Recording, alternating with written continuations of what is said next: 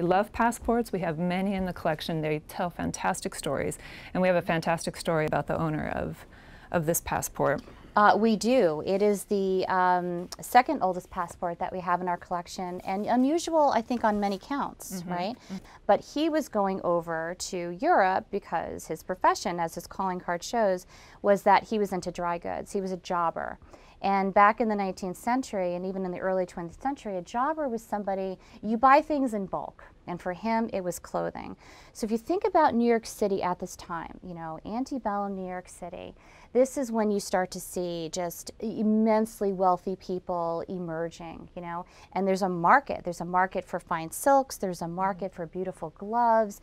That's what he would do. So he would go over to Paris most of the time and bring that back to New York City, where he had a store in current Tribeca.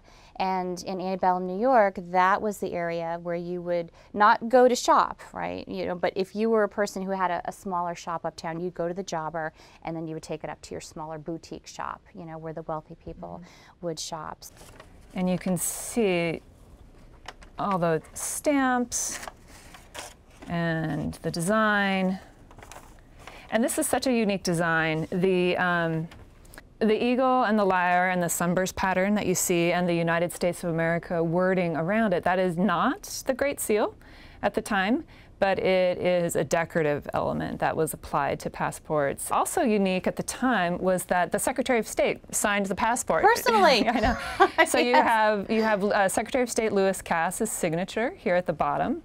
And one other thing I always love about these old passports is there weren't photographs attached, and so he had to describe his features himself. Yes, right. There weren't any standardized terms or anything. He just answered the question of, you know, what is the shape of your forehead, or what are the color of your eyes? Yes. What is the shape of your chin? Yes. You know, or your nose. He said he had a straight nose and a round chin and an oval face.